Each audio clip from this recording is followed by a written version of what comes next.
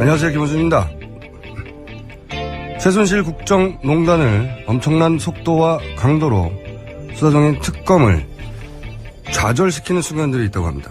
수사 결과에 따라 헌정사상 최초로 대통령 탄핵이 인용될지 모르는 중차대한 사건을 수사하는데 주사 아줌마 같은 대상이 등장할 때마다 특검팀 내부에선 자괴감이 든다고 합니다.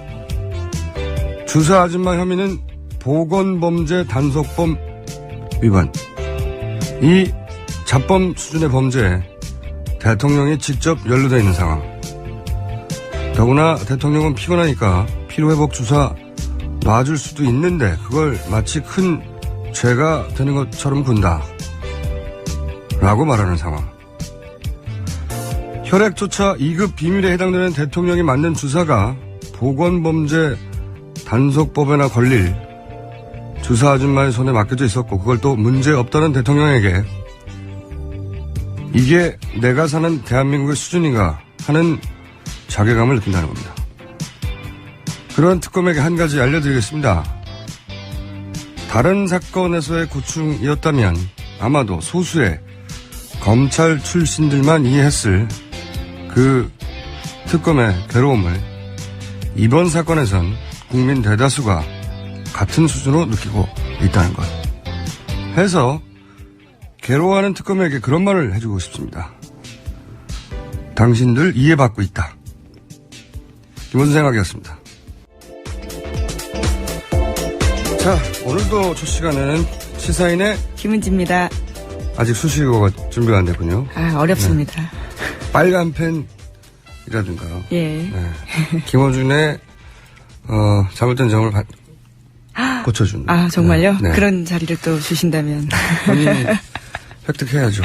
네. 아니, 근데 특검에서 정말 그런 얘기가 나온대요. 자기들끼리 수사다가 자괴감 든다고. 예. 그런 말 하죠. 사실 소식을 듣는 국민들과 기자들도 사실. 네. 그래서 당혹스럽습니다. 예. 이 검사들이 자기들끼리의 고충을 얘기할 때 우리는 이해할 수가 없거든요, 보통은. 예, 그렇죠. 네. 근데 이거는 너무 이해가 가는 거죠. 너무 소소하고 사사로워서 이 사건들이. 대통령을 직접 구속시킬 수도 있는 그런 사안을 수사하는데 이거 뭐 잡범들을 대한민국 대표는 엘리트 검사들이거든요. 네. 뭐 주사하지마 찾아다니고 그러면서 자괴감을 느낀다고 해요. 실제로 내부에서 나온 얘기입니다. 그런 걸 하죠. 네. 자, 첫 뉴스는요? 이 정유라 씨 관련된 뉴스입니다. 이 덴마크 경찰에 체포돼서 구금되어 있는 정유라 씨의 변호를 맡은 이 덴마크 변호사가요. 애초에 정 씨가 밝힌 대로 국선 변호사가 아니었는데요. 이 대형 로펌 소속의 에이스급 변호사라는 겁니다. 이 구금영장 심리 과정에서 이 기자들과 만나서 정유라 씨는 나는 한 푼도 없다 이렇게 밝힌 바 있거든요. 이제 그런데 어떻게 이런 대여급 변호사를 선임했고 수임료를 마련했는지 이제 지적이 나오고 있는 거죠.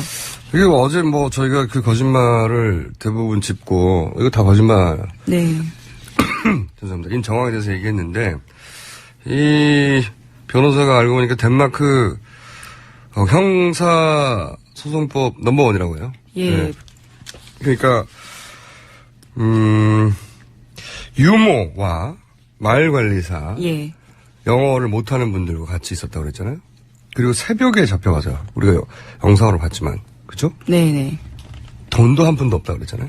자기 입으로는 그렇죠. 네. 예. 그리고 국선 변호사라고 했잖아요. 네. 근데 이 짧은 시간 내에 어떻게 덴마크 넘버원이라는 사람을 선임했는지. 네, 선임을 했겠냐 이거죠. 이건 어제 그 정유라 씨의 워딩에서도 저희가 그런 얘기를 했지만 전문가가 계속 봐주고 있고. 예, 네. 아주 법률적 자문을 그렇죠. 받은. 예. 엄마도 지금 구속되어 있는 상태잖아요. 네. 네. 그리고 아기를 봐줄 사람조차 없다고 말하고 있는데. 예, 그러면서 흐느꼈죠. 네. 예. 그러나 정작 그 짧은 시간에 선임한 사람은 덴마크 넘버원이라는 거예요. 예. 누가 계속 봐주고 있다. 예.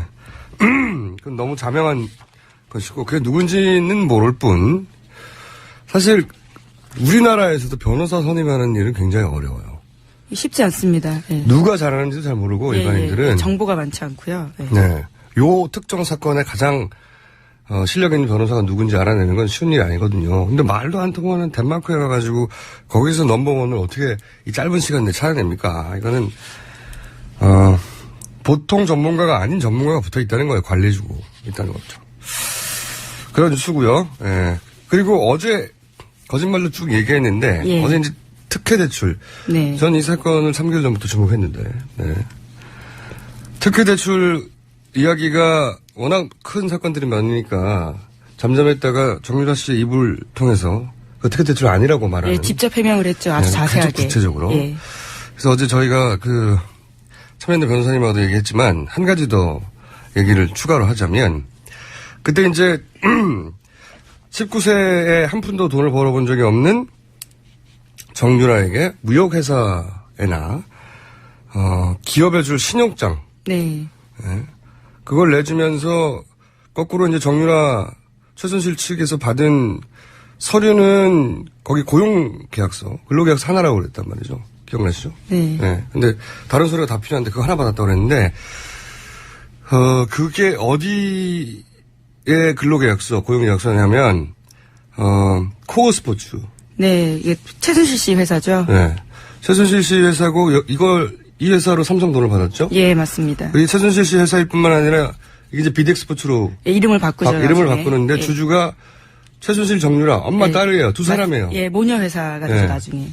그러니까 이 근로계약서를 마침 정의당의 윤수아 의원실에서 진작 확보하고 있었더라고요. 이게 제대로 보도가 안 됐나 모르겠는데 내가 그 근로계약서를 확보하고 있다는 얘기를 듣고 제가 받아봤어요. 예. 받았는데 내용이 뭐냐면 달랑 2장이에요.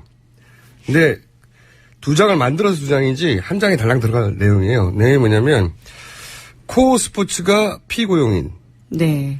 정유라죠. 정유라에게 승마 훈련을 시키고 그리고 피고용인 정유라는 열심히 승마 훈련을 해야 한다. 올림픽을 위해서. 그리고 그 대가로 한 달에 얼마씩 준다. 이게 생각해보세요. 주주가 엄마하고 딸이에요. 네. 그런데 계약서 내용이 엄마가 말을 타라고 하면 딸이 말을 타야 한다는 거예요. 그리고 그렇게 말을 타면 딸에게 돈을 준다. 돈을 예, 준다는 예. 계약, 이게 무슨 장난도 아니고 그런 계약서를 자기들끼리 만들어가지고 자기들끼리 사인해가지고 보낸 거예요. 이게 말이나 되는 계약서입니까? 이 황당한 고용계약서를 이걸 근거로 그런 시정장을 내줬다는 겁니다. 그러니까 이상한 거죠. 말이 안 되는 거죠. 네. 이 계약서를 필요하신 분들은 정의당 윤수아 의원실에 의뢰를 하시면 계약서가 나오는데 저희는 그거 꼭 봐야 되거든요. 궁금해요. 이태리 계약서 이태리인데 그게 뭐지? 네. 찾아봐야 된단 말이죠. 보면 그렇게 황당한 겁니다. 이건 엄마하고 딸끼리 서로 하는 얘기예요. 그냥 너 말 열심히 타 그럼 용돈 줄게. 그걸로 이게 신용장에 나왔다는 게 말이 됩니까? 정말. 이거 특검이 수사해야 된다, 이거. 자, 여기까지 하고. 다음 뉴스는요? 예, 류철균 이 교수가 지금 갇혀있는 상태인데요. 계속해서 진술을 하고 있습니다. 그 앞서서의 태도와 달라졌는데, 이제까지 정유라 특혜에 대해서는 그 김경숙 전 학장에 대해서만 이야기했는데요. 이뿐만 아니라 이 배후는 최경희 총장이 있다라는 진술도 했다라는 겁니다. 자, 교수님이 이제 많은 얘기를 하시고 계시군요. 유철균 교수님. 이 교수님의 신분은 아마, 파면 되겠죠. 이래서 그렇게 될 거라고 보여지는데, 이 일을 겪고, 예를 들어서 거기서 몇 년 살다가 나와서 다시 교수를 이어가기 쉽지 않을 것 같은데. 이분이 이제 최경희 전 총장에 대해서도 얘기하고, 김경숙 학장에 대해서 특별한 관계인 것 같다고 막 얘기하고 시작했잖아요. 예. 네. 이제 두 분의 한 분, 누가 먼저 불려올지 모르겠는데, 근데 이제 김경수 학장 쪽에서는 이제 남편분이 인터뷰를 했더라고요. 예, 네. 김천재 교수라고요. 네. 예. 류 교수가 하는 거 다 소설이라고. 예. 제가 이제 몇 번이나 얘기했지만 교수님들은 자기들이 논리적으로 얘기하면 통할 거라고 생각을 해요. 근데 실제 조서를 받으면 앉아가지고 이제 자기 논리를 막 열심히 얘기하고 그리고 열심히 받아줬거든요. 네. 통하는 것 같아요. 막 느낌이. 그리고 더 적극적으로 자기 변호를 하고 논리적으로 막 끄떡끄떡하고 받아줬거든요. 그 결과 구속. 이게 일반인의 대화하고 다르다는 걸 이 전달하기 쉽지 않은데. 이 방송을 좀 들으시면. 예, 일반인들의 대화는 막 서로 얘기하고 막 적극적으로 설득력 있게 얘기했다고 생각 들면 상대가 설득된 것 같아. 그렇게 생각하고 대화가 끝날 수 있잖아요. 막 자기가 설득력 있게 얘기해놓고 자기가 충분히 이제 얘기한 것 같고. 만족스럽고. 네, 스스로. 자기가 예, 예. 이 정도면 충분히 전달했어라고 생각되는데 상대방은 검찰은 듣고 있다가 다 듣고 나서 구속. 아 이게 전달이 잘 안 되는데 자꾸 이러지 마시고 가서 처음부터 사실대로 말씀하세요. 자, 좋은 이 정도면 된 것 같고 다음 뉴스는요. 예, 정치권 소식입니다. 이 서청원, 임명진 두 사람의 어떤 기싸움을 전해드렸는데요. 아, 제가 말씀드렸잖아요. 아, 이 예언가. 예. 예, 어제 하셨던 말씀이 정말 그대로 남았습니다. 이 서청원 의원이 어제 기자들과 만나서요. 임명진 위원장이 지난달 25일에 이 대선이 끝나면 자신이 노력해서 복당 후에 국회의장으로 모시겠다라고 이야기를 했다면서요. 이른바 위장 탈당 의혹을 제기한 건데요. 이에 대해서 임명진 위원장은 그런 얘기 해본 적도 없고 스스로 탈당을 할 것으로 본다. 이렇게 반박했습니다. 제가 어제 이 뉴스 계속 나올 때 그랬지 않습니까? 이거 짜고 치는 고스톱이라고 하려다가 짜고 치는 약속 대련의 느낌이 물씬 난다고. 틀림없이 뭔가 서로 약속하고 사전에 했을 거다. 왜냐하면 이제 드라마가 필요하니까요. 그래서 이제 서로 티격태격하고 그걸 의도적으로 키우는 면이 있다. 여기서 지금은 막 서로 파열음을 낸다고 크게 보도하고 있는데 이게 처음엔 약속 대련이 틀림없었어요. 제가 보기엔. 근데 이게 지금 이것까지도 약속 대련인지 짜고 치는 건지 그러니까 인적 청산을 드라마틱하게 해야죠. 네. 예를 들어서 이정현 대표 혼자 탈당했잖아요. 뉴스도 안 돼요. 그러면은 새누리당이 변했다고 하는 이미지를 줄 수 없잖아요. 그 새누리당이 이렇게 변했어. 이런 어려운 과정을 거쳐서 그럼 이런 드라마가 필요하기 때문에 이런 약속 대련의 이제 냄새 풀풀 나는데. 근데 이를 폭로해버려서요. 예. 아니죠. 예. 여기서 이것까지 약속 대련인지 아니면 이거는 약속 대련을 하다가 주먹이 뺨까지 날라와 버린 거야. 응? 허쳐야 되는데. 그래서 화가 난 건지는 감정이 상한 건지는 어떻게 알 수 있냐. 서청원 대표가 결국 탈당을 하면 짜고 치는 겁니다. 미리 말해두는데 그게 아니라 임명진 비대위원장이 쫓겨나면 약속 대련을 하다가 뺨 맞은 거예요. 예. 그렇게 미리 꼭 찍어서 예언해둡니다. 자, 다음 뉴스는요. 네, 데드라인이 내일까지입니다. 네. 예, 삼성 관련된 뉴스 쭉 전해드리겠습니다. 이 박근혜 잠깐만요. 예언 예. 예언 출연 리스트 하나 올려주시고 이거 약속 대련 어떻게 바로 다음날 나와 이렇게 미락설이 뉴스를 듣고 내는 건지 저희 뉴스 공장을. 자, 저도 이 뉴스 보고 좀 놀랐습니다. 아직도 믿질 않으시구나 제가 하는 말을 이렇게 될 거라고 하는 말을 저희 제작진이 이제 믿어요. 하도 많이 그렇게 돼서 안 믿는 표정들이 앞에 보이네. 자, 다음 뉴스요. 예, 삼성 관련된 뉴스 쭉 전해드리면요. 박근혜 대통령이 이재용 삼성전자 부회장과 독대하기 전날인 2015년 7월에 네. 이 최순실 씨의 승마협회 장악을 돕기 위해서 민간 기업인 삼성그룹 인사교체를 안종범 전 수석에게 지시했다라는 보도인데요.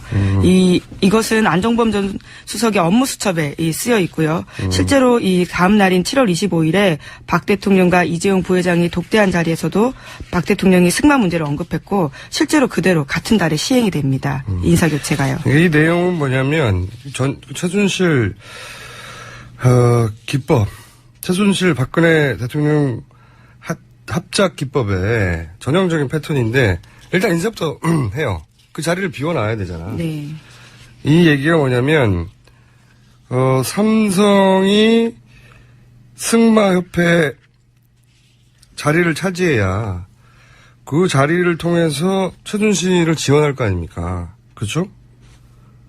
예. 그 삼성 승마협회에 원래 또 들어와 있었는데요. 거기 안에서 자기들이 마음에 들지 않은 인사들이 있다 보니까 특정 인사 2명을 찍어서 교체하라라고 했던 건데 그게 2013년에 문화체육관광부 때도 참 나쁜 사람이 있다고 하면서 2명 쫓아낸 적이 있잖아요. 그 패턴이 반복된 근데 걸로 그 패턴인데 예. 이 기사의 핵심은 뭐냐면 이제 삼성 그러니까 정유라를 지원은 하는 게 대가잖아요. 삼성이 내줘야 하는 대가. 네네. 그러자면 삼성이 그럴 수 있는 통로가 있어야 되잖아요. 예. 정유라를 지원하기 위해선 대한승마협회를 완전히 장악해야 되는데 예. 거기 말을 안 듣는 사람이 있었던 거예요. 대통령이 그렇죠. 걔들 잘라. 그리고 자리를 비우고 삼성 사람 가. 그래서 삼성전자 전무하고 부장이 대한승마협회 갔다는 거 아닙니까? 예. 그래서 그러니까 이게 대가성을 입증하는데 정황 중에 하나인데 동시에 박근혜, 최순실 합작 이때까지 수없이 보아온 그 전형적인 패턴이라는 거죠. 자리 비워, 자리 비워놔. 그 자리를 왜 비워놨겠어요? 왜 대한승마협회의 부회장이니 뭐 부장 자리가 뭐가 그렇게 중요하다고 대통령이 이 자리를 비우라고 했겠어요. 이 자리가 비워야 이 자리를 통해서 정유라한테 지원을 하죠. 그 의미입니다. 네. 대통령이 정유라 지원하는 루트를 뚫어놨다, 직접. 그런데 이제 아무런 대가성이 없다고 말한다는 게 말이 안 되는 거죠. 예. 그러니까 정유라한테 돈이 가는 구멍을 대통령이 뚫어놓은 거예요. 자, 그리고 예, 뭐 이와 관련해서 이 정부 사이드 뉴스도 계속 나오고 있는데요. 이 청와대 고용복지수석실이 직접 보건복지부한테 이 삼성 합병 각본을 이 주도했다라는 건데요. 이에 대해서 지시한 이메일이 입수됐다라는 게 특검적으로요 뉴스입니다. 이 뉴스는 이런 얘기죠. 국민연금한테 누가 시켰냐? 청와대가 시켰다는 거죠. 국민연금이 왜 삼성 합병에 손해를 무릅쓰고 찬성을 던졌냐, 찬성표를. 네. 청와대가 던졌다는 겁니다. 청와대가 시켜서 그랬다는 거죠. 그런 메일이 나왔다는 거죠. 청와대가 네. 이렇게 저렇게 하라고 국민연금에게 지시한 국민연금 자체 판단이 아니라 그런 뉴스고. 그리고 또 예, 있나요? 그리고 관련 뉴스가 많겠죠. 예, 예. 또 국민연금은요, 이 삼성 자료대로 이 합병 시너지의 효과에 대해서 조작하는 내용을 냈다라고 하는 건데요. 이 외부의 압력을 받고 삼성 의견을 상당 부분 반영했다라는 거죠. 이 뉴스는 이제 연결된 뉴스네요. 이거는 또 그렇게 청와대의 지시를 받은 국민연금이 네. 자기 논리가 있어야 되잖아요. 찬성표를 던지는데 그 찬성 논리를 삼성이 만들어줬다는 거예요. 네. 이게 완전 짜고 치는 고스톱이 너무 꼼꼼해요. 자, 대통령은 돌려받을 걸 챙긴다. 삼성 합병, 그래서 승계를 해결해 준다. 그러기 위해서 청와대에서 국민연금에 지시하죠. 그리고 국민연금의 논리는 삼성이 제공하죠. 그리고 이제 돈을 돌려줘야 되잖아요. 삼성이. 최순실에게. 그 돈을 돌려줄 루트로 승마협회를 삼았기 때문에 승마협회 담당자들을 잘라놓는 거죠. 삼성전자가 들어가서 차지하고. 이거 완전 패턴이 이 여기를 어떻게 빠져나가려고 하는지 모르겠어요. 저나 김은지 기자가 이 사이에 있고 우리가 했다면 우리는 벌써 구속돼 있어요. 방송을 못해요. 이미 구속돼가지고.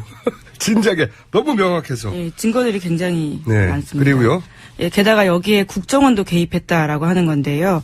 삼성 합병 전에 이 안종범 전 수석에게 국정원이 국민연금 동향을 보고한 이 기록이 나왔고요. 이것은 통화를 한 음성 파일도 확보했다고 특검이 밝힌 겁니다. 그런데 여기서 또 예를 들어서 이 국민연금이 자체 기준이 있으니까 말을 안 들을까봐 국민연금 내부에서 어떻게 사정이 돌아가는지 파악해야 되니까 국정원이 동원된 거죠. 네, 성향을 파악하고 예, 분위기를 전달했다라는 건데요. 총체적인 사기극입니다. 국가기관들을 총동원해서 자기들이 국민연금 내부의 직원들이 무슨 얘기를 하는지 모르니까 국정원을 동원하고 그래서 그걸 가지고 국민연금에게 그 정보를 기반으로 지시사항을 내리고 그리고 국민연금한테는 삼성이 자기 논리를 제공하고 대통령은 삼성이 돈 돌려줄 때 길을 마련해주고 네. 그런 거 아닙니까? 너무 자명한데. 자, 다음은요. 예, 게다가 이재용 부회장을 만나는 자리에서 박근혜 대통령이 다른 부탁도 하는데요. 일종의 요청인 거죠.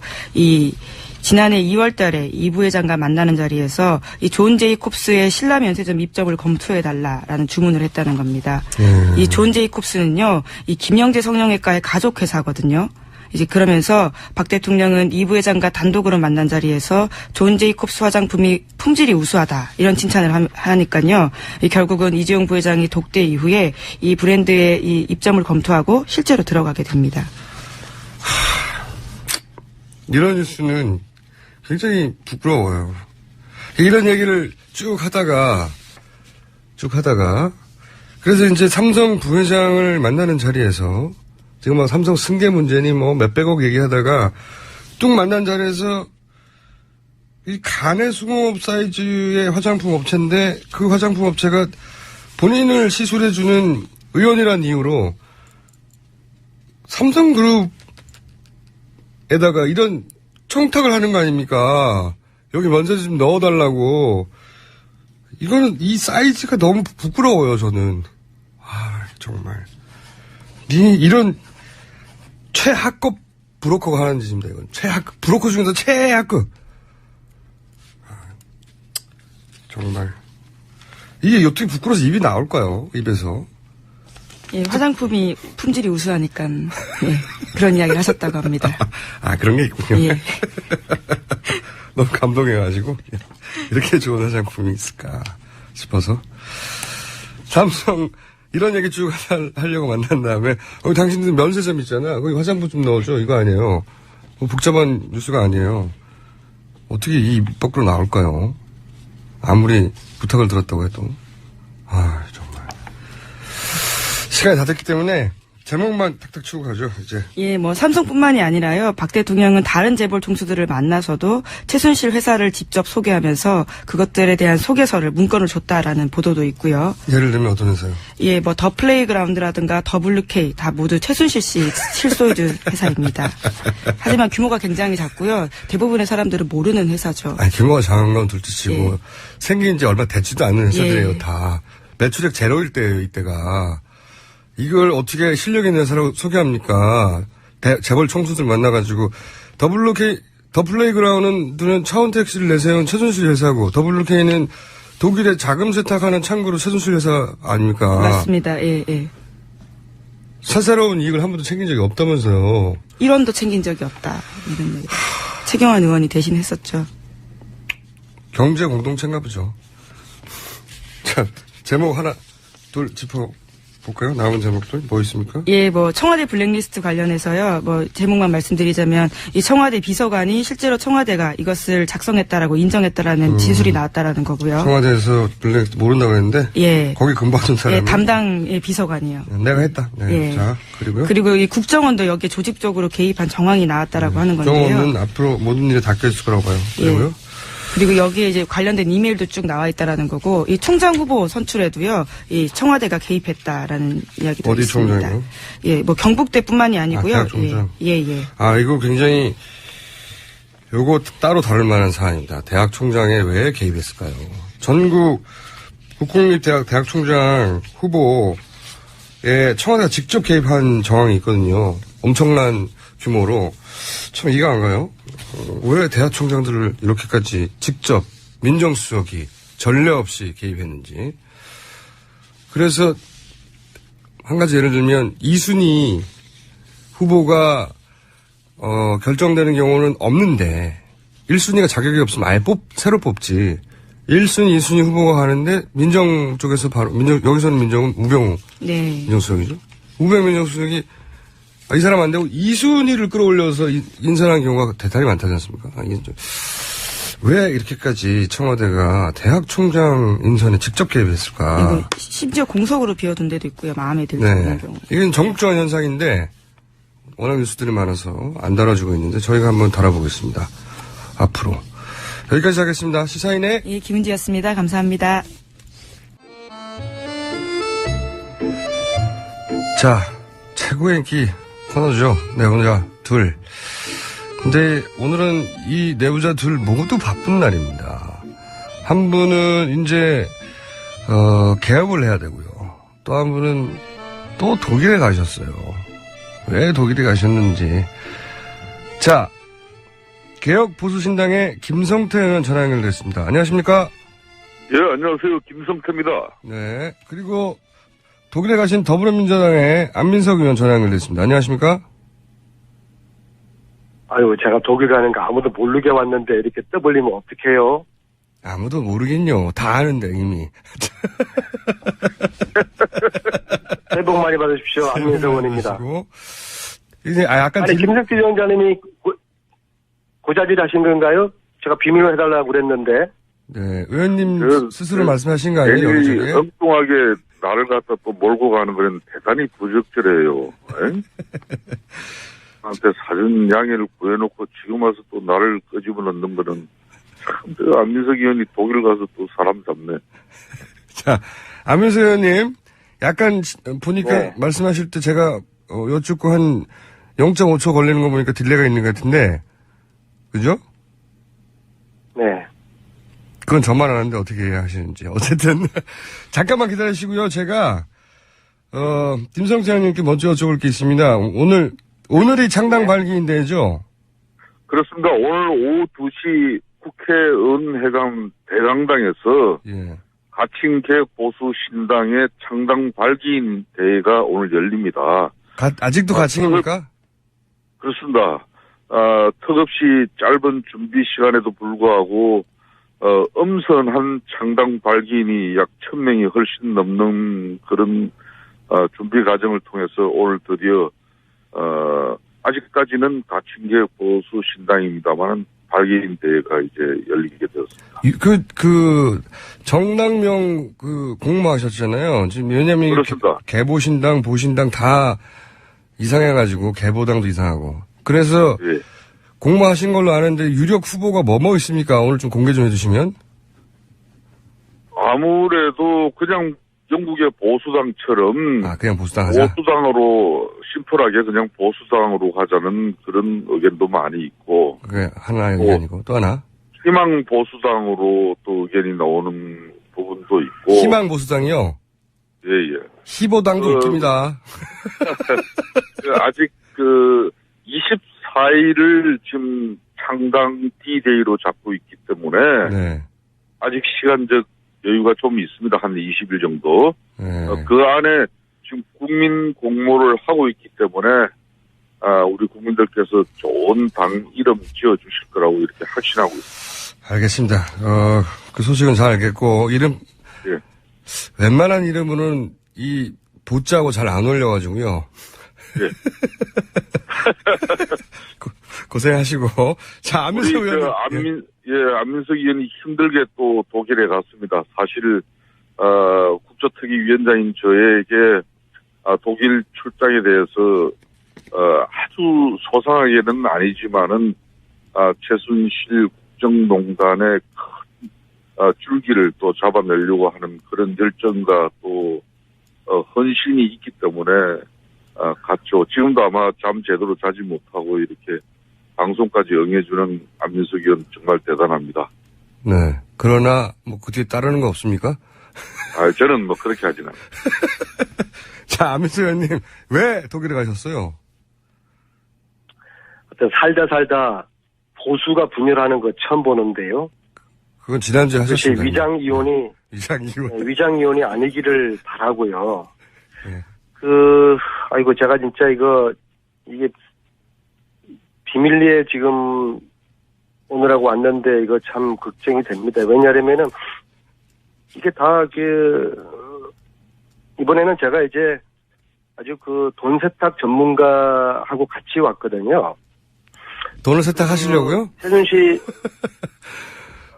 돈 세탁을 찾아내는 전문가예요. 그러니까 지금 한국에서부터 그분과 같이 가신 거예요? 아니면 독일 현지에서 그런 전문가와 합류하신 겁니까? 아니 한국에서 같이 왔어요. 같이 왔는데 예. 왜냐하면 지금 최순실이가 독일에서 돈 세탁한 규모가 수천억에서 수조 원으로 지금 의심이 되고 추정이 되지 않습니다. 여러 수치가 나오고 있습니다. 예. 워낙 이게 90년대부터 오랜 기간 세탁에 그쳐서 꽁꽁 숨겨놨기 때문에 네. 보통 일반인의 눈에는 보이지도 않는다. 도저히 이거를 찾아낼 수가 없어요. 그래서 대한민국에서 최고의 돈 세탁 찾아내는 전문가분을 모셔서 같이 와서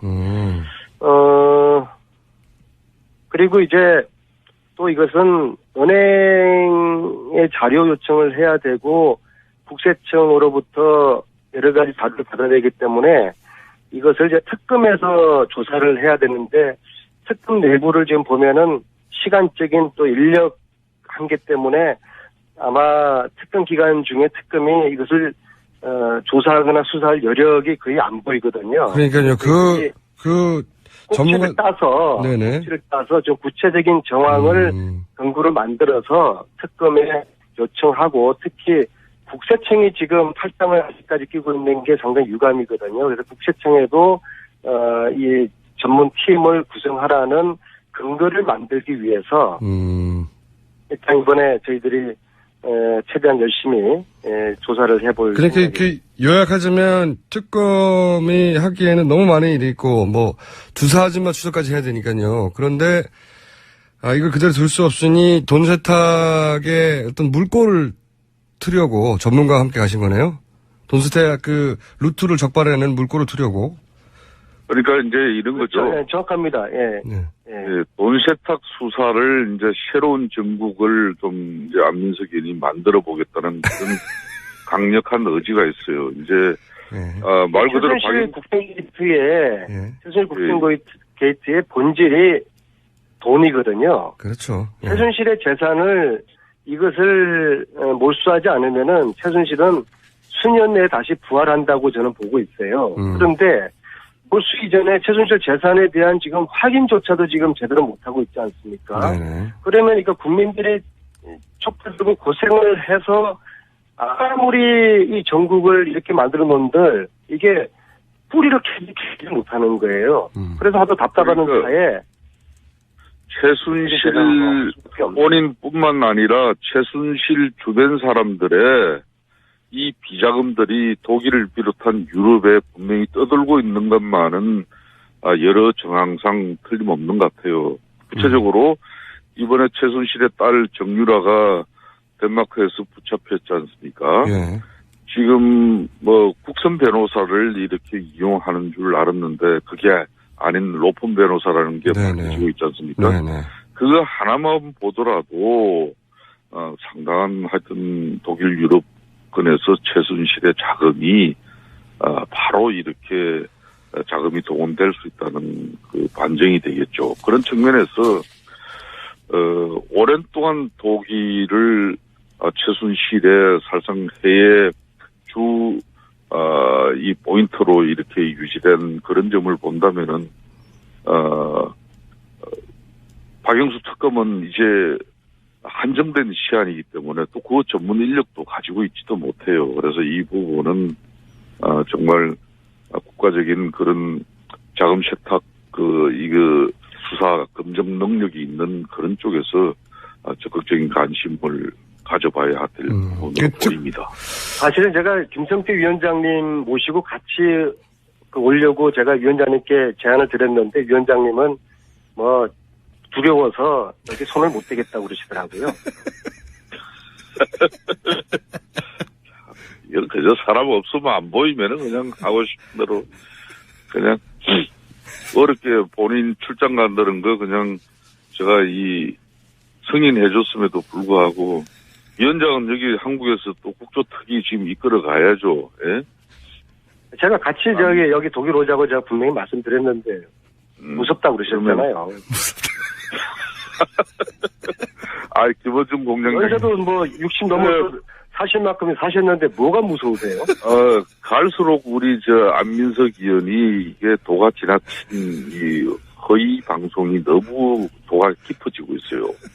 그런데 김원준 공장장과 안민석 의원의 이런 유착 관계에서 절대 안민석 의원을 바로잡지 못하고 있는 부분은 이거는 우리 청취자들에게도 대단히 큰 문제예요. 아니, 김어준 공장장님 좀 바로 잡으세요. 국회의원들끼리도 못 바로 잡는 걸 제가 어떻게 바로 잡습니까? 안민석 의원은 김어준 공장장 말은 국수 연기는 안 하실 거예요? 야, 국수의 위원장님.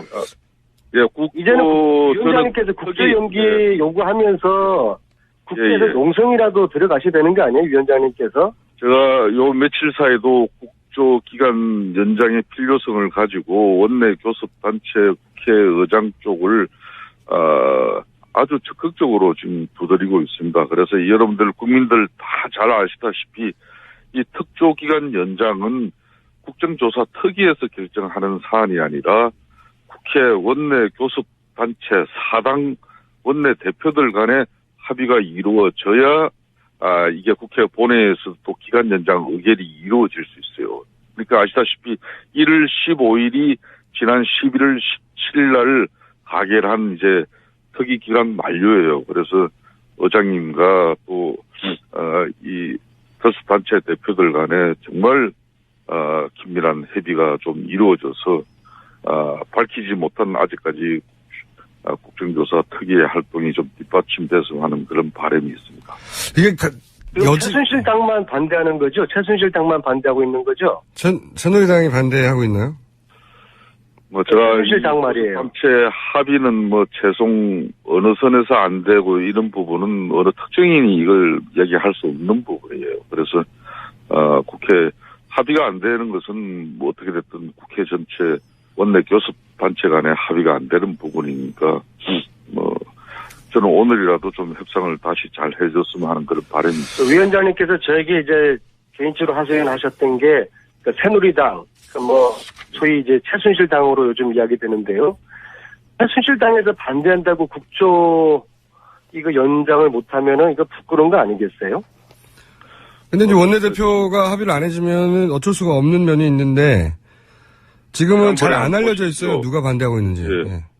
지난번 정세균 국회의장이 최순실 강제 구인법을 뭐 저희 특위에 거의 의원님들이 다 동의하고 안민석 의원 이런 분들이 적극적으로 저랑 둘이서 국회의장까지 직접 면담하면서 강제 구인법 직권 상정을 지난 연말에 요구했지 않습니까?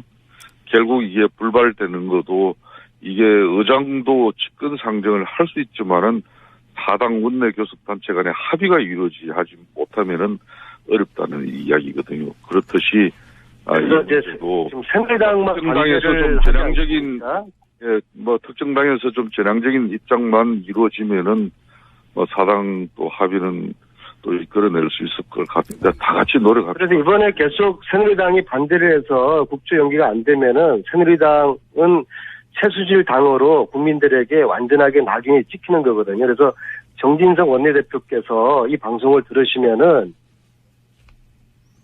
오늘 중이라도 전향적인 그 태도를 취하셔서 국조 연기해 주시고 또 최순실 강제 구인법 이것도 새누리당이 지금 반대를 하고 있죠.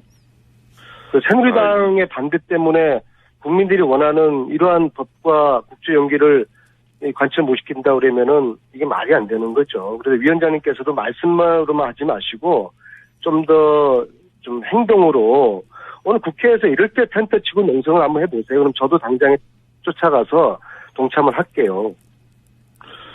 예, 지난 서울구치소 최순실 수감동 특검 우리 국정조사 특위에서도 봤듯이 최순실이라는 사람은 아나무인입니다. 정말 국민의 알 권리 이 국정조사 청문회 불참은 자기 뭐 마음먹은 대로고 지금은 박영수 특검이 수사를 위해서 특검에 출석하라 그래도 지금 구치소에서 꼼짝도 안 하고 있어요. 네. 이제 체포영장을 발부해야만 또 최순실 부인할 정도로 지금 어려운 상황이 되고 특검이 올해도 안 오는 거예요 지금. 최순실이라는 사람은 정말 이거는 정말 후한 모치를 넘어서서 국민들 자체가 아예 상식적으로 납득이 안 돼요. 그러한 최순실에게 우리 국가 질질 끌려가는 모습을 보이는 게 참 유감이고 제가 조금 전에 저녁 때 그 덴마크의 정유라 인터뷰를 했던 분이 길바닥 저널리스트인 박형규 기자이거든요. 예. 박형규 기자가 프랑크푸르트로 지금 와서 저녁에 같이 있었는데요. 정유라가 인터뷰했던 내용이 그때가 새벽 한 5시 정도였다 그러는데 다 또박또박 아주 준비된 네. 그런 그 답변이었다는 이야기를 제가 듣고서 그 엄마의 그 딸이구나 그 생각을 했는데요. 이 두 모녀가 대한민국을 이렇게 뒤흔들고 농락을 하는데 국회라도 나서서 좀 책찍을 들어야 되지 않겠어요? 그래서 저희 의원님 오늘이라도 새누리당이 전향적인 좀 자세를 취해주기를 요청합니다. 새누리당이 그 말 듣고 전향적인 자세를 취할 일은 없고요. 제가 궁금한 건 이런 겁니다. 지금 말씀하셨듯이 최순실 씨도 안 나오고 특검에 불러도 안 나오고 근데 이제 그럴 수 있는 이유 중에 하나가 예를 들어서 서울구치소에 가서 만나려고 하는데도 서울구치소 차원에서 방해가 있지 않습니까? 그러니까 저는 조직적인 저항이 있다, 방해가 있다. 이 특조나 이 사태를 수사하고 진실을 밝히는데 그렇게 생각되는데 구치소장도 방해를 했는데 구치소장 단독으로 그런 결정을 했을 리는 없으니까 구치소장에 대해서 일단 조치를 취하면 뭐 고소고발을 한다든지 그 다음부터 그런 조치는 없나요? 지금 이제 대한민국 국민이면은 비록 신변 자체가 구속 피의자의 신변이지만은 한 사람 한 사람 다 인권 중요하죠. 그렇지만은 너무 가보하는 그런 특정인에 대해서 가보하는 그런 인권적인 측면에서의 구치소의 그리고 법무부의 역할이라면은 이 국민이 납득이 안 되는 거죠. 그렇죠. 정말 예. 대한민국 모든 국민의 인권을 그렇게 법무부나 이 구치소 관계자들이 소중히 다룬다면은 대한민국은 벌써 정말 선진화된 인류 민주 국가죠. 그런데 너무 최순실 이 일가들에 대한 가보하는 그런 분위기에 대해서는 지난번 구치소뿐만 아니라 그 구치소 수감동 행정조사를 마치고 와서도 여러 차례 문제 제기를 해서 지금 특검에서 서울구치소와 남부구치소를 또 압수수색까지 했지 않습니까? 앞으로 국회 차원에서도 이번 국조를 이렇게 특위 청문회를 마무리하는 시점에는 보고서도 내고 여러 가지 또 조치가 뒤따릅니다. 그때 법무부와 서울구치소 이런 기관들에 대해서는 좀 단호한 입장을 가질 계획입니다. 안민석 의원님은 반말하듯이 하지 마시고요. 네. 예? 저희들 앞에서 구치소장이 최순실에게 쩔쩔매는 모습 보지 않았습니까? 최순실이 특혜받는 모습을 저희들이 확인하지 않았습니까? 그렇게 우리가 국회의원들이 구치소장에게 모욕을 당했으면 끝나고 난 다음에 거기에 대한 조치를 취해야 되는 것이죠. 어떻게 취하실 생각이십니까? 이 간사들 불러서 이것은 국가특위 차원에서 구치소장을 공무집행 방해 행위로 국정조사 방해 행위로 고발을 하자. 왜 그런 것들이 이루어지지 않는지는 도대체 이해를 하지 못하겠어요.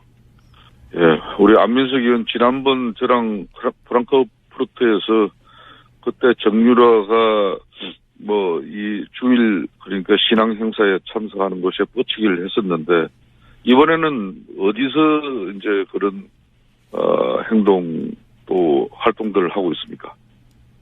우리 동명세사 기자들에게 좀 마시고요. 지금 구치소장에 대한 우리가 단호한 조치를 그 위원장님이 오늘이라도 그 간사들 불러가지고 취해 주셔야 될 것 같아요. 예. 그래도 우리 살다 구치소장이 범죄인한테 채점내는 그런 경우가 어디 있어요? 안민석 의원께 좀 제가 부탁을 드리는데 지난번 이 여러 가지 국조특위위원으로서 청문회 활동도 잘 하셨는데 너무 장시호 정인에게는 반대했어요. 예? 특히 본 위원장이 파악하고로는 이규혁 선수와 장시호 정인 간에는 또 상당한 히스토리가 있는데 그 부분은 좀 집중도로 더 들어가지 못한 부분에 아쉬움이 있어요.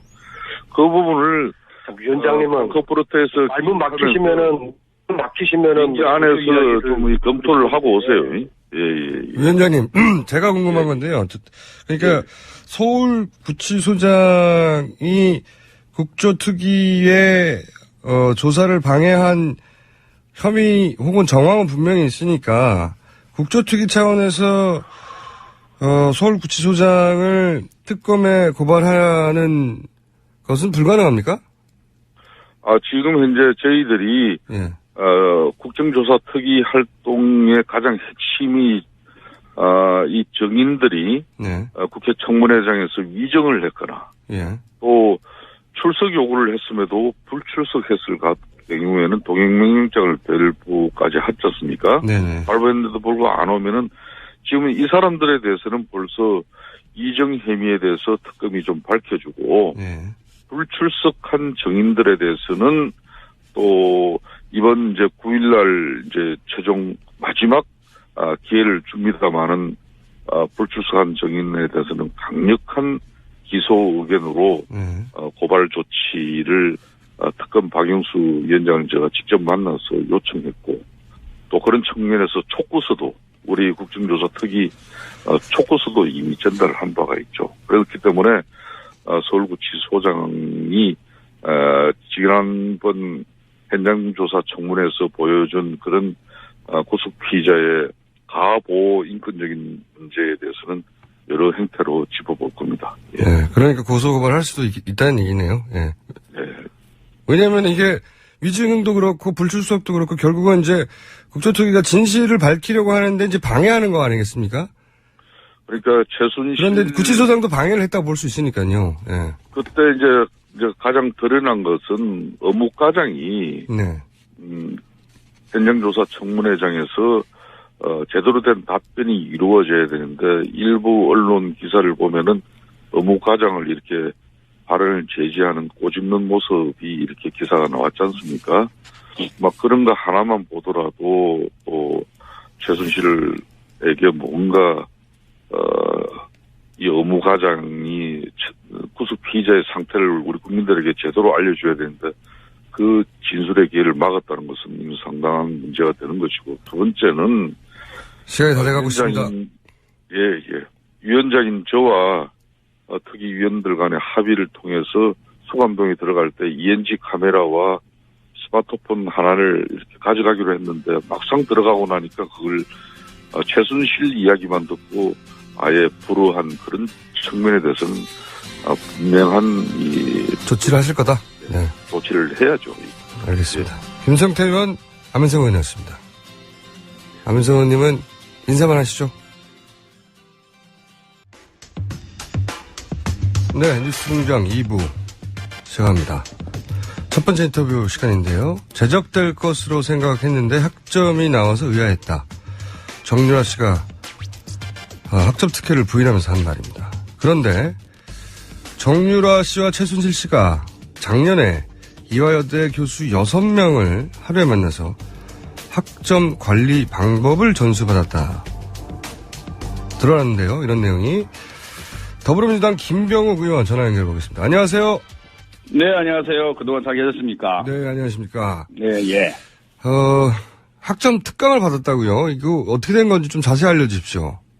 네, 뭐 학점 특강, 뭐 학점 코치 이렇게 얘기할 수 있겠는데요. 예. 작년 4월경에 최순실과 최순실에 대한 정유라 양이 이화여대 총장, 네.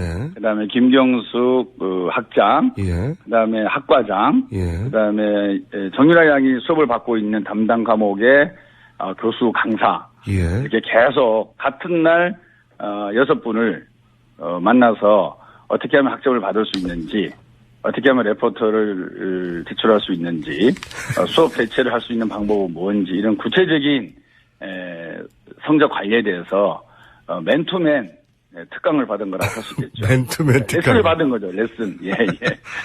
정말 어이없는 일이라고 생각합니다. 일개 학생이 교수 6명을 한 번에 모아가지고 내가 점수 어떻게 하면 받을 수 있는지를 코치를 받았다는 거 아닙니까 지금? 그렇죠. 참. 레포트 쓰는 방법이라든지 네. 연습 증빙서를 어떻게 만들어야 되는 건지 등등 해서 예. 정말 저희가 이 자료를 입수하고 대한민국 교육이 이럴 수가 있는가. 그래도 우리 교수라는 직업이 가장 존경받고 학생들의 모범이 돼야 되고 미래지향적이어야 되는데 너무 이 현실의 권력과 돈에 교수님들이 이런 행동을 할 수 있다는 것이 좀 답답하고 암울합니다. 이 정도 하려면 이거는 총장이 직접 지시해야 되는 거 아닙니까? 교수님들을 일개 학생한테 다 모이게 하고 뭐 어떻게 하면 학점 받는지 전수해주고 이거 총장님이 개입하지 않으면 안 되는 거 아닌가요? 그렇죠. 지금까지 저희가 이제 파악하기로는 예. 김경숙 학장이 예. 어떻게 보면 이화여대에 있어서 그 문화체육부의 김종 차관의 역할을 네네. 하지 않았느냐. 하는 의구심이 있는데. 그런 생각을 많이 했었고요. 예. 이화여대 총장 최경희 총장은 묵인 방조 네. 또는 뭐 적극적인 협조 예. 요런 정도로 생각을 하고 있었는데 같은 날 총장을 포함해서 계속적으로 만났다는 걸 보면은 몸통이 최경희 총장하고 김경숙 학장 두 분 다 몸통이지 않느냐. 예, 그런 추론이 가능하다고 할 수 있겠습니다.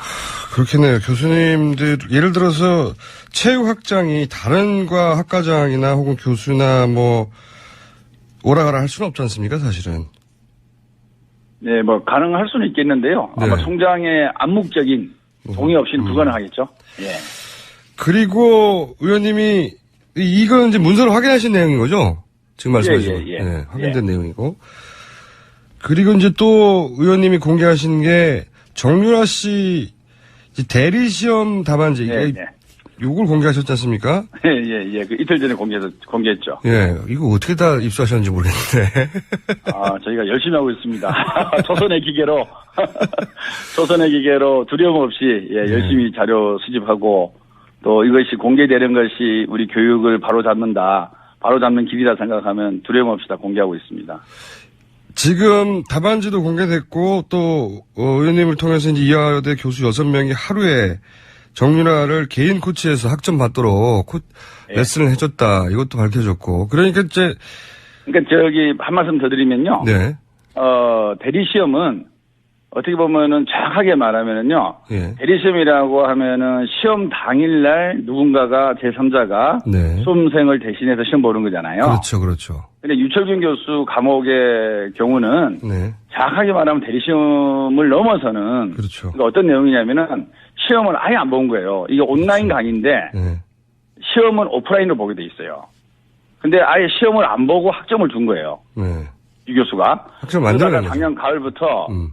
작년 가을부터 좀 관심이 집중되고 교육부 감사 얘기가 나오고 하니까 유 교수가 조교를 강압을 해서 답안지를 작성하게 만들고 그 답안지를 끼워 넣은 거예요. 그러니까 죄질이 단순히 대리시험보다는 훨씬 무거운 거죠. 그렇죠. 예. 이게 이제 문제가 될 것 같으니까 나중에 조작을 해서 만들어냈다는 거 아닙니까? 예. 그런데 지금 또 특검에서 나오는 얘기는 자기는 강압한 적이 없다. 조교가 알아서 한 거다.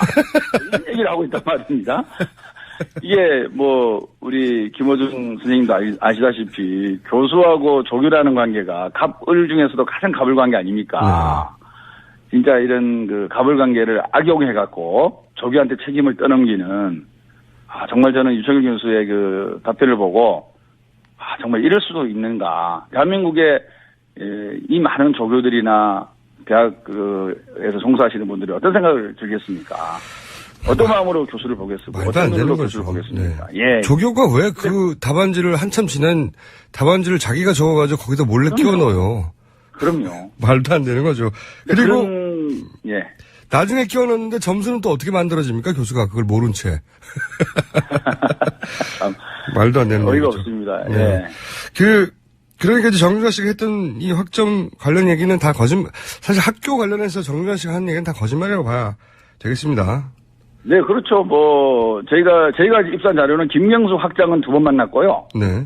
최경희 총장하고 다른 교수님은 이제 한 번을 만난 건데요. 네. 본인은 이제, 아무도, 모른다. 그리고 네. 최경희하고 유철균 교수만 한 번 봤다. 이런 식으로만 이제 답변을 했거든요. 그러니까, 그리고 학점에 신경을 많이 썼었고, 학점을 받으려고 한국까지 와갖고, 이 교수님들 다 만났다는 말씀입니다. 네. 그리고 이제 교육부 감사에는 드러나지 않았지만 한모 교수님이 있어요. 기도 교수였는데. 네네. 예. 그분하고는 또 언쟁을 벌립니다. 이 교수님은 동의를 안 해준 거예요. 이런 방식에. 아하. 네네. 예, 근데 교육부 감사에 빠져 있고 저희가 갖고 있는 제보가 있는데요. 예. 그 교수님은 그래서 나중에 결국에는 지도 교수를 그만두게 돼요. 이런 내용도 있고요. 또 저희가 받은 제보로는, 어떤 보직 교수는 제발 F 학점을 주지 마라. 예. 예, 담당 교수한테. 예. 예, 그렇게까지 협조 요청을 한 그런 제보도 있습니다. 아하. 그러니까 지금 6명은 어떻게 보면은요, 네. 이 이화여대 전체가 조직적으로, 체계적으로, 집단적으로 정유라를 비호한 거죠. 지금 6명은 인어그룹이 있었던 거고. 6명은 예. 의원님도 저도 제가 말이 좀 많습니다. 저도 많은데 화가 나고요. 이해 갑니다. 6명은 그나마 적극적인 사람이었고 예. 여기에 동의하지 않거나 하는 분들도 분명히 계셨는데 교수님들이 있겠죠 당연히. 그런 분들은 이제 거기서 물러나야 됐고 그 자리에서. 그리고 어떤 교수님은 내가 적극적으로 할 수 없어 그러니까 그럼 F라도 주지 마라. 예. 그런 제보도 있다 이거죠. 예. 아마 그게 100% 맞는 겁니다. 제가 서류를 못 내서 그렇지 제가 갖고 있는 자료가 100% 맞는 겁니다. 예. 그러니까 지금 알려진 사례보다 더 많은 사례가 있을 수 있겠습니다. 네, 일단 주로 이제 정유라가 수강 신청을 한 과목의 담당 교수, 지도 교수를 중심으로 벌어졌으리라고 보고요. 네. 교육부 감사는 약 한 28분의 교수를 감사를 했어요. 네. 그렇기 때문에 그리고 이제 중징계도 여러 분 내려졌고, 고발건도 있고, 수사 어뢰건도 있기 때문에, 제가 현재까지 입수한 자료는 이 정도고요. 아마 28분 정도의 교수를 감사했기 때문에 또 추가적인 자료가 나올 수 있지 않을까 또 생각하고 있습니다. 알겠습니다. 그러면 네. 의원님이 특히 이 사안에 집중해서 관심을 가지시는 이유가 뭔지를 밝혀주시고 새로운 게 밝혀지면 즉시 다시 연결하겠습니다. 왜 굳이 이 많은 그 특혜와 비리와 있는데 특히 이 2대 사건에 이렇게 관심이 많으신지. 제가 상임위가 교육문화체육관 네, 물론 그렇긴 하지만 위원회이기 때문에 당연히 관심을 가져야 되고요. 예. 그리고 우리 교육이라는 게 결국 학생들한테 미래에 잘 적응할 수 있도록 인적인, 지적인 능력을 키워주는 거 아닙니까? 예. 그리고 그런 과정을 통해서 또 그런 과정 자체가 투명하고 민주적이고 공정해야 되는 거고요. 그래야만 그 결과에 대해서도 모든 학생들이 인정을 하게 되고 특히 우리 사회가 돈과 권력에 찌들어 있는데 교육 영역만큼은 그래도 돈과 권력으로부터 자유스러워야 되고 신분 상승을 할 수 있는 사다리 역할을 또 교육이 해야 되고 또 교육은 백년지 대계 아닙니까? 근데 우리나라 교육이 이런 정말 돈과 권력의 상징이라고 할 수 있는 최순실 정유라의 농단으로 흔들리고 있는 모습을 목격을 하게 되는 건데요. 이것이 최순실 정유라뿐만이 아니라 이와 유사한 이런 교육 농단이 아마 대학 곳곳에서 있으리라고 봅니다. 정도의 차이가 있을 뿐이지. 정도의 차이가 있을 근데 뿐이지. 어찌됐든 박근혜 최순실 정유라로 이어지는 이 정말 돈과 권력이면 다 된다라는 것이 교육 현장에도 통하고 있다라는 이 대한민국 현실은 반드시 바로잡아야 되고 이것이 갖고 있는 상징성은 어마어마하다고 봅니다. 그리고 우리 청년들 취직도 안 되지만은 취직을 하기 위해서 얼마나 학점을 따기 위해서 고생을 합니까? 우리 청년들한테 그래도 교육은 살아있다. 교육은 그래도 여러분들이 기댈 만한 언덕이다. 라는 꿈과 희망을 심어주기 위해서도 최순실 정유라 건은 반드시 진실이 규명돼야 되고 그에 따른 책임자 처벌과 징계가 내려져야 되겠죠. 그리고 이 교수님들과 이화여대가 왜 이런 일을 했는지 이거는 결국에는 어떤 달콤한 유혹이나 강압 아니고는 할 수 없는 일이거든요. 그렇죠. 보상이 있었겠죠. 당연히. 예, 유혹이 뭐고 강압이 뭔지. 예. 누가 했는지 그리고. 예, 맞습니다. 네, 최순실 씨 혼자 힘으로 이거 한다는 건 말이 안 되니까요. 대학 전체로 움직이는. 예, 그리고 우리 공장장님께서도 더 좀 신경을 많이 써주시고요. 예. 어떤 다른 우리 최순실 게이트보다 이 부분이 저는 중요하지 않느냐. 대한민국의 알겠습니다. 미래를 위해서 그런 생각하고 있습니다. 예, 의원님. 네. 어찌나 말씀을 빨리 많이 하시는지요? 죄송합니다. 아침에 좀 흥분했습니다. 제가 다 무슨 뜻인지 이해하시겠죠? 아니, 물론 충분히 좋은 말씀이었고요. 예. 다음 연결할 때는 저희가 시간을 정해놓고 하겠습니다. 감사합니다. 좀 더 많이 주세요. 네, 감사합니다. 예, 다음에 또 불러주십시오. 감사합니다. 지금까지 더불어민주당 김병욱 의원이었습니다. 자, 이어지는 인터뷰는 최순실표 예산에 관한 겁니다. 지금 특검도 최순실표 예산에 대한 조사를 하고 있는데 최순실과 예산 도둑들이라는 책을 내신 분이 있습니다. 연결해 보겠습니다. 정창수 나라살림연구소장 전화 연결됐습니다. 안녕하세요. 네, 안녕하십니까. 나라살림연구소가 어떤 곳이죠? 한마디로 정부 예산을 연구하고 분석하고 그리고 이제 시민들한테 알려주는 그런 연구소라고 말씀드립니다. 아, 그렇군요. 그러니까 최순실 사태가 터지자마자 그럼 예산을 어떻게 했지 하고 바로 조사에 착수하신 겁니까? 아, 그건 아니고요. 예. 저희는 매년 정부 예산을 전부 DB화 시켜놓고 있어요. 애초부터. 예. 예. 정부 예산서가 한 10만 페이지 정도 되거든요. 예. 저희가 저희 스스로를 변태라고 하는데, 예산서들을 분류하고 정리하는데 쾌감을 느끼고 있습니다. 그런데 하다 보니까 패턴이 읽히는 거예요. 아하. 예, VIP란 말이 갑자기 급증하고, 아하. 융복합, 창조경제 이런 게 이제 급증하는데. 그러면 최순실 사태가 불거지기 전에 이미 이 분석을 시작하신 겁니까? 예, 저희는 이제 한 5월 달부터 정부 받아가지고 하는데, 그러다 보니까 이게 뭘까? 이렇게 분류를 하고 있던 차에, 예. 최순실 보도가 나온 거죠. 아하. 그래서, 이게 이제 퍼즐이 이제 완성이 되기 시작하는 겁니다. 진짜, 그러니까 지금으로부터 6개월 전에 이미 이상징후를 표만 보고 예산 10만 페이지에 달한 예산 관련 문서만 보고 이상한데 라고 이상징후를 감지하셨고 그래서 그걸 분석에 들어갔고 그리고 나중에 최순실 이름이 나와서 둘이 합쳐져서 아 그랬구나 하고 결과적인 그 내용을 발행한 게 이제 최순실과 예산조직단의 책이군요. 촛불 시위가 10월 29일 날 처음 있었는데요. 저희가 그래서 10월 24일 날 최순실 예산이 한 860억 정도 있다라고 먼저 발표를 했었습니다. 어허. 자, 그러면 이 분야에 관한 한 6개월 이상 앞서가는 전문가들이신데 아까 이제 패턴이라고 말씀하셨잖아요. 어떤 패턴이 발견되나요? 아까 이제 VIP라는 게 첫 번째 그 패턴이고요. 예. 이게 이제 예산은 주로 키워드가 중요한데 예. 그 VIP란 말이 뭐냐면 그 대통령을 이제 말하는 행정부의 그렇죠. 은어거든요. 예. 네. 근데 이거를 약간 뻔뻔스럽다고 해야 될까요? 이걸 예산서에 국회에 제출한 예산서에다가 그걸 올려놓은 거예요. 예. 그걸 저희가 다 세워봤죠. 546개의 그 VIP가 등장을 합니다. 546개에 해당하는 예산 항목에 BIP라고 특별히 따로 기재가 되어 있다. 네. 박스 쳐가지고 어허. 그걸 이제 해놓은 거죠. 대통령이 이 사안은 특별히 관심이 있으니까 반드시 예산을 책정하는 표시 아닙니까, 그게? 그러니까. 그렇죠. 예. 그럼 이걸 재정부는 못 건드리고요. 예. 더군다나 그걸 늘려주기까지 합니다. 오케이. 아하. 그리고. 그래서 이제 그 퍼즐이 완성된 게 뭐냐면 최순실 씨가 이제 이렇게 연설문 같은 걸 고쳐주면 예. 대통령이 그걸 말을 하잖아요. 네. 그럼 대통령이 그 말을 하면 그 공무원들이 그거를 박스 쳐가지고 네. 이건 VIP의 예산이다 이렇게 얘기를 하면 재정부가 그거를 원래는 다 한 10% 정도씩 깎거든요. 예. 근데 이거를 깎지 못할 뿐만 아니라 늘려주고 그렇게 해서 집행이 되죠. 그럼 집행이 되면 그 돈이 어디로 갔을까요?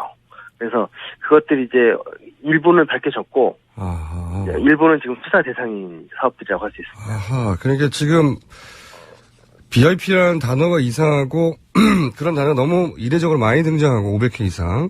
그래서 패턴을 발견해서 이상하다 하고 있었는데 최순실이라는 이름을 등장하자 이제 매치가 된 거군요. 아, 최순실을 통해 대통령 연설문이 만들어졌고 대통령이 수석회의에서 말을 하면 그것이 이제 정책이 되는 것이고 정책이면 예산이 필요하니까 예산이 내려가게 되고 이 예산은 집행부서에서 BIP가 건들지 못하게 BIP가 언급한 거기 때문에 반드시 돼야 되고 뭐 이렇게 해서 쭉 최순실이 말을 하면 국가의 예산을 통해서 실현이 되는 구조군요, 이게.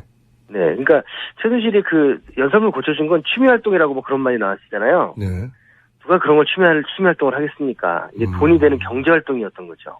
아, 이 본질 대단한 통찰을 여기서 뭐라고 표현하셨죠? 스스로를 변태라고요?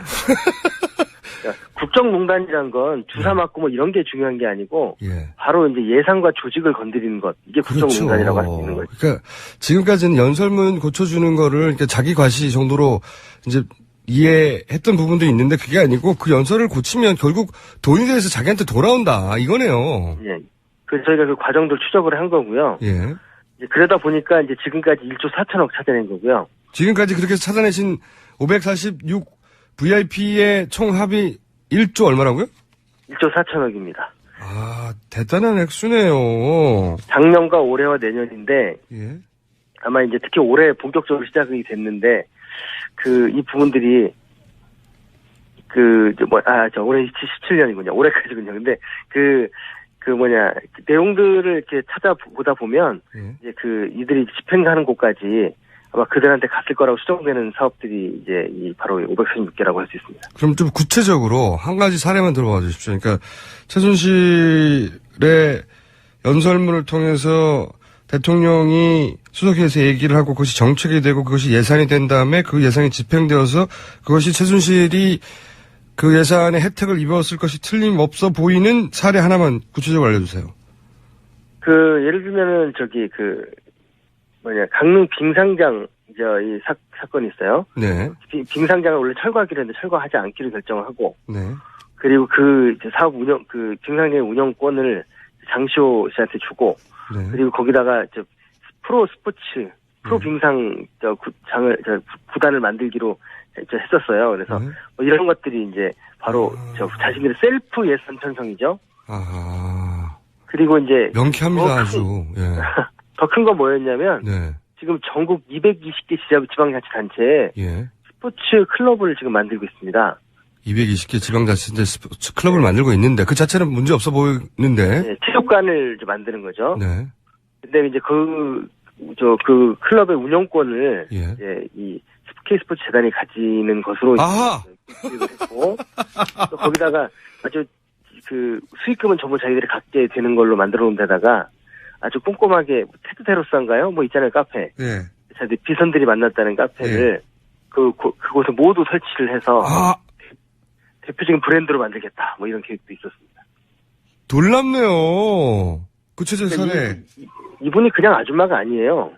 정말 제가 볼 때 치밀한 어떤 기획이 있었던 거고요. 이제는 이거를 그냥 도와준 관료들이 있었으니까 이렇게 치밀하게 계획을 세울 수 있었죠. 당연히 그렇겠죠. 그러니까 지금 한 가지 정리해 볼게요. 뭐 빙상장 정도도 재밌는 그 사례인데, 열받지만 재밌는 사례인데, 여기 빙상장 없어져야 되는데 그거 거꾸로 짓고 거기다가 아예 빙상 구단도 만들려고 했구나.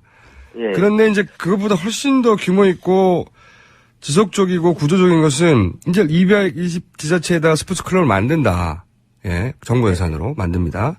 그런데 그 220개 지자체를 바로 K스포츠 재단이 관리를 한다. K스포츠 재단은 뭐 당연히 지금 밝혀진 대로 최순실 씨가 실소유하는 곳인데, 실제 컨트롤하는 곳인데, 그런데 K스포츠 재단에서 돈을 빼먹는 것은 또 WK란 말이죠. 네. 예, 그리고 그 WK 돈은 독일로 넘어가는 창구고요. 이거를 아주 요거를 발견하셨군요. 예, 이거 말고도 뭐 예를 들면 국도 6호선을 이제 확장하는데 국도 6호선이요? 예, 그 6호선에 그 땅 주변에 이제 정윤회 씨와 최순실 씨의 땅이 있다라는 게 약간 보도가 됐었잖아요. 네네. 실질적으로 좀 그 관련이 있는 것 같고 아마 더 자세한 거는 이제 특검이나 이런 데서 아마 조사를 하실 것 같습니다. 아니 이거는 이 책을 특검이 읽어봐야 되겠네요. 특검에서 한번 저희를 만난 적이 있고요. 그래서 왜냐하면 예산이 중요하니까 한번 알아보시려고 했던 것 같고요. 그 특검이 왔습니까? 저희가 이제 한번 잠깐 이 책을 사시겠다고 해가지고. 책을 사시겠다고 특검에서? 네네. 그래서 이제 책을 읽어보고, 이거 쓴 사람들한테 얘기 들어봐야 되겠네 해서 특검팀이 왔어요? 예. 아니, 이게 쑥스럽게 말씀하세요. 이거 자랑하실 타이밍인데. 그러니까 저희 참고로 이제 자문을 한 거고요. 그 수사는 아마 특검이 알아서 하시겠죠. 그 이상은. 이야, 이게 특검 참고서를 미리 내신 거네. 대단한 일을 하셨네요. 아마 저희는 특검 수사가 끝나면, 저희가 몰랐던 부분들이 많잖아요. 뭐 예를 들어 국방이라든가 뭐 이런 게 나올 것 같아요. 그러면 저희는 더 이 책을 버전업 해가지고 1조 4천억이 아니라 더 이제 꼼꼼한 이 최순실 예산을 좀 알아낼 수 있을 것 같습니다. 그러니까 이제 소장님은 수사권이 없기 때문에 패턴을 발견하고 이 돈이 어디로 갔나까지만 이제 그 조사를 하신 거고, 그러면 그 일을 이뤄내기 위해서 정부 조직 내 누가 움직였고 누가 지시했고 하는 건 특검이 밝혀내야 되겠죠. 네, 특검은 잘 하실 거라고 믿습니다. 이야, 그러니까 이거 보시면서 감탄하셨겠어요, 그죠?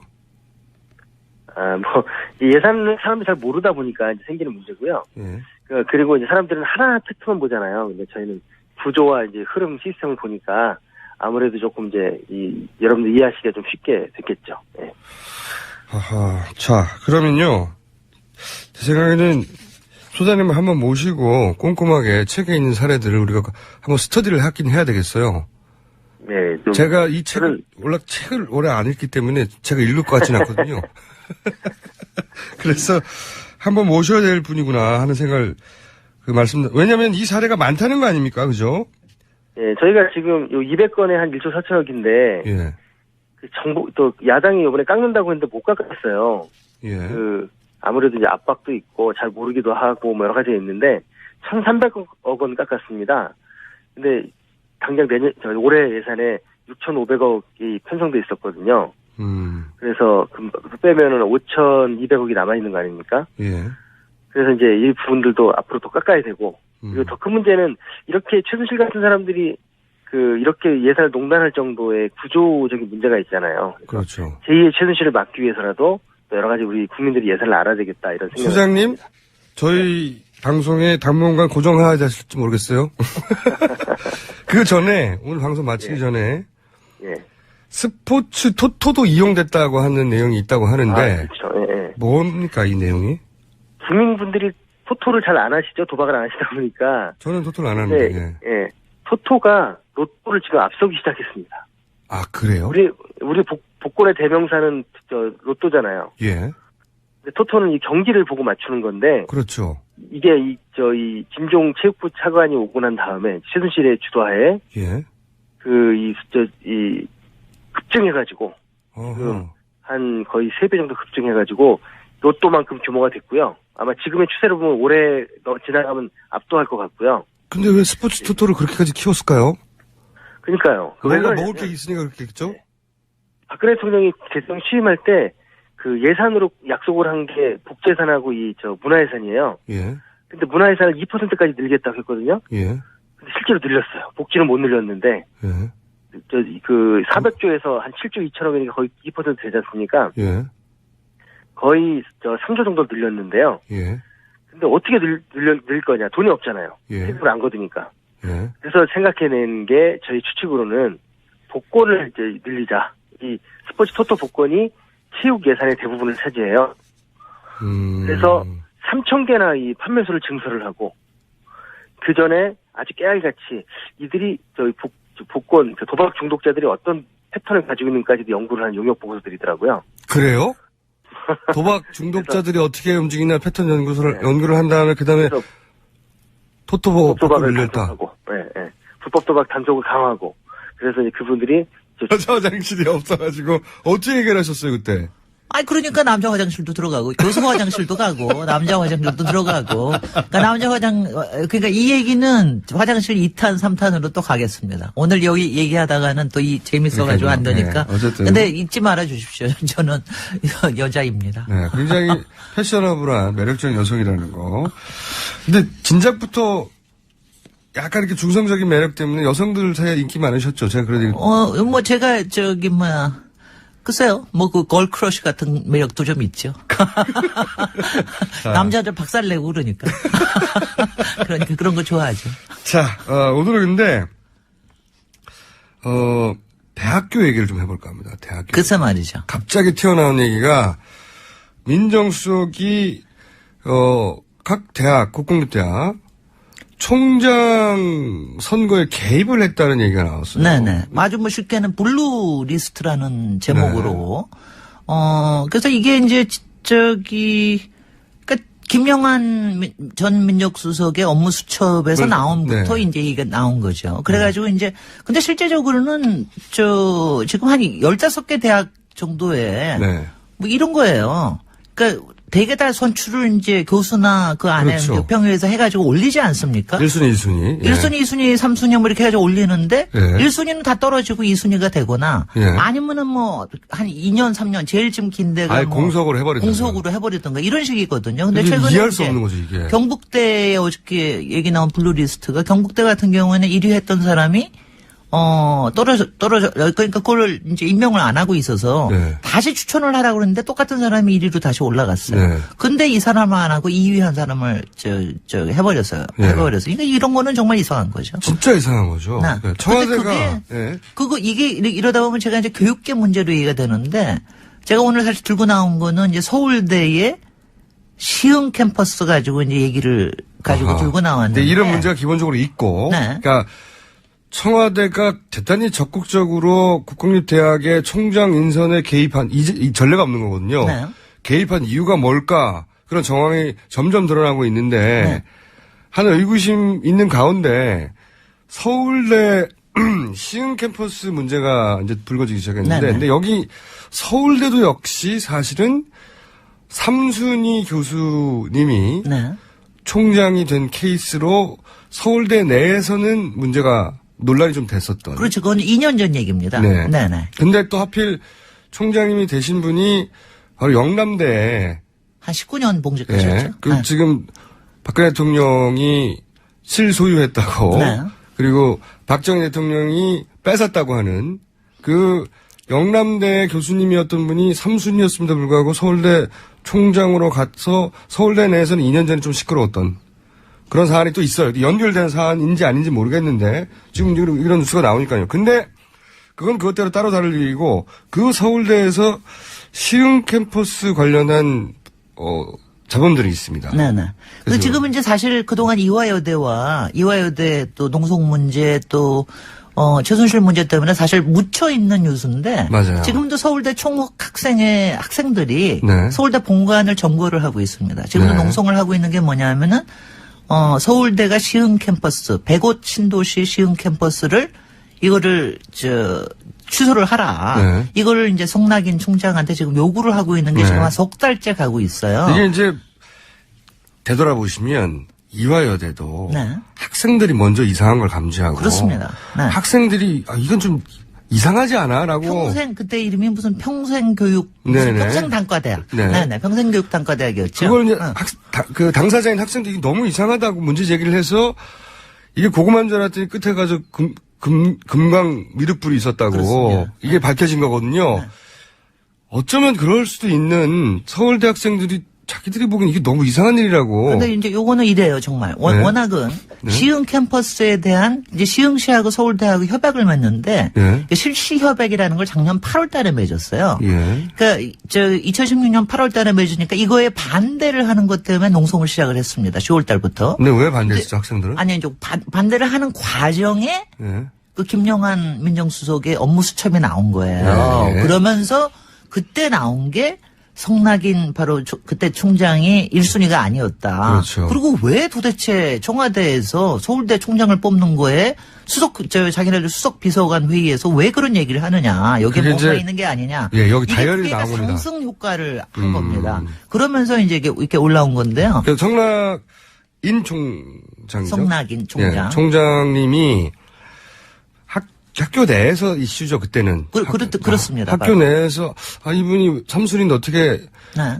총장이 됐을까 했는데 나중에 보니까 고 김영환 민정수석 다이어리 안에 이분의 이름이 있었던 것이고. 네. 그래서, 그리고 그때 이제 조금 논란이 있었던 게 한자로 썼다는 네. 선임이라는 글자가 역임로 해석이 돼가지고 왜 순위를 무시하고 역순위로 이걸 했느냐. 네, 이렇게 해가지고 상당 문제가 있었는데. 근데 한자 해석처의 나중에 문제처럼. 근데 삼순인지 아닌지 정확히 모르겠어요. 네. 근데 사실은 여기서 요걸 정확하게 아는 분은 사실은 국민의당 오세정 위원이실 겁니다. 네, 그때 당시에 3명 중에 한 사람이었고 1위였다는 얘기가 있습니다. 1위 후보였는데 이분에게 밀려가지고. 밀려가지고 네. 총장이 못 되고 국민의당. 그분은 노코멘트를 하셨어요, 이 사안에 대해서. 당연히 그러시겠죠. 네. 그러긴 하시겠죠. 그런데 여하간 그런 배경 스토리가 있는 거예요. 네. 이게 청와대 관심 사안이었고 지금 정황으로 봐 청와대가 이분을 거기다 가게 만든 게 아닌가 하는 의구심이 드는. 그게 그런데 이제 요게 시흥 105 신도시 때문에 그러냐 아니냐는 좀 아니라 저는 그거는 아니라고 그건 생각합니다. 별개의 문제일 수 있습니다. 왜냐하면 워낙 이렇게 벌벌 떠는 사람들은요 어디든지 뭐 서울대 병원장이든 어디든지 자기를 편한 사람들이 가 있길 원합니다. 그리고 밑에서 선출해가지고 올라온 사람들 절대로 안 하고 싶어 해요. 그런 사람들은 되게 신망도 있고 자기 나름대로 세력도 있고 그렇기 때문에 그런 사람 안 하고 뭔가 약점이 있거나 뭔가 자기네들한테 연이 있어서 자기네 말을 잘 들을 사람 아니면 그쪽에서 원하는 게 있어서 뭘 해줄 사람 이런 사람을 꼽고 싶어하는 게 항상 저 세력들의 문제입니다. 그런데 서울대 총장이 무슨 대단한 자기들과 이권이 있다고. 글쎄 말이야. 그거는 좀 하는데 근데 이제 우리는 도시 얘기니까 시흥 105 신도시 얘기를 제가 잠깐만 얘기할게요. 알겠습니다. 요거는요. 그러니까 여러분들 국민들은 어떻게 생각하시는지 모르겠어요. 제가 여러 사람들한테 물어봤는데 그러니까 당신이 사는 신도시에 서울대 캠퍼스가 들어온대. 그런데 이 서울대 캠퍼스가 오는데 여기에 들어가는 돈은 서울대는 거의 안 낸대. 왜냐하면 여기에 들어오는 게 건설업체가 들어올 거 아니겠어요. 건설업체가 땅도 제공하고 거기에 들어가는 건물도 다 지어준대. 근데 서울대가 들어와. 그러면 여기가 이거 괜찮은 거야? 라고 질문을 하면. 땅값이 올라가겠죠. 당연히 땅값 올라가고 분양은 엄청나게 잘 되죠. 그렇죠. 그래서 시흥의 105이라는 이름 자체가 배움꽃이라고 서울대를 캠퍼스를 예상을 하고 만든 거예요. 처음부터. 105이. 나는 처음에는 배나무가 나오나 그랬는데. 근데 그게 아니고 배움꽃이라는 데서 나왔는데. 그런데 바로 그렇습니다. 약 20만 평의 땅을 이게 이제 여기가 시흥시하고 큰 이권이 있네요. 하는 게 한 한라건설인데 한라건설이 20만 평, 그다음에 약 3천억 정도의 지어줍니다.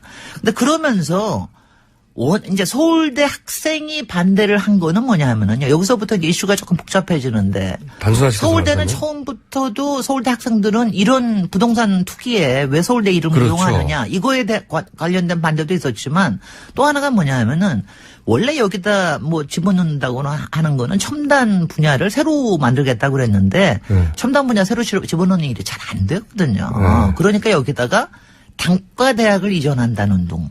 아니면 여기에다 기숙학교를 여기다 유치를 한다는 운동. 그러니까 목적이 있고 거기를 가는 게 아니라 채워놓으려고 그렇죠. 막 학생들을 이용을 하는 거죠. 학생들을 얘네들 옮기겠다. 막 거기에 이런 식으로. 꼭 단과대학에 가서 그 일을 진행된 게 아니라 어쨌든 거기가 부동산 붐에 일조하는 부동산 소재니까 가기로 해놓고 뭘 채워놓을까 막 바꾸고 있는 거네요. 그리고 지금. 그 과정 자체를 학생들한테 비밀로 하고 지금도 여전히 실시협약의 모든 상세한 내용들이 이렇게 밝혀지지 않았습니다. 그리고 총장이 될 때 약속했던 공개 일정 같은 걸 하나도 안 했고 그래서 이제 반대가 돼서 지금까지 와 있습니다. 부동산 업자의 마케팅에 서울대 이름이 왜 이용되느냐 이런 문제 제기네요. 글쎄 말이죠.